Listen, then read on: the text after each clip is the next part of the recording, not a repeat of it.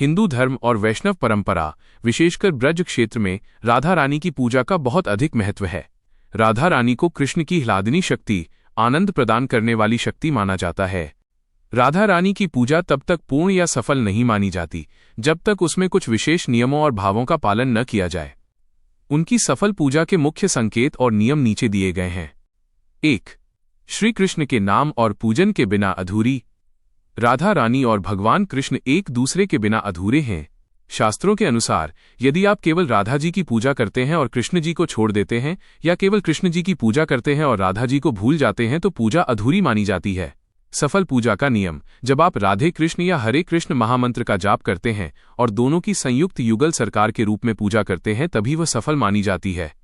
2. भाव और निश्चल प्रेम का होना। राधा जी केवल प्रेम की भूखी हैं। वे किसी छप या दिखावे के भारी भरकम अनुष्ठानों से प्रसन्न नहीं होती।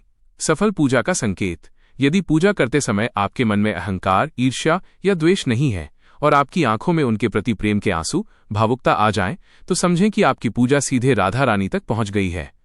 3. ब्रज धाम और संतों के प्रति आदर। राधा रानी को ब्रज की स्वामिनी, महारानी कहा जाता है। सफल पूजा का नियम: यदि आप उनके भक्तों, गायों, संतों और ब्रजभूमि का सम्मान करते हैं, तो राधा जी अत्यंत प्रसन्न होती हैं। किसी जीव को कष्ट देकर की गई पूजा कभी सफल नहीं होती। 4. एकादशी और राधाष्टमी व्रत का पालन। राधाष्टमी भाद्रपद मास के शुक्ल पक्ष की अष्टमी को राधाष्टमी मनाई जाती है। इस दिन व्रत रखना और राधा जी की विशेष पूजा करना अत्यंत फलदायी माना जाता है। जो भक्त नियम पूर्वक एकादशी का व्रत रखते हैं और राधा कृष्ण की सेवा करते हैं, उनकी पूजा को पूर्ण और सफल माना जाता है। पूजा सफल होने के मानसिक व व्यावहारिक लक्षण।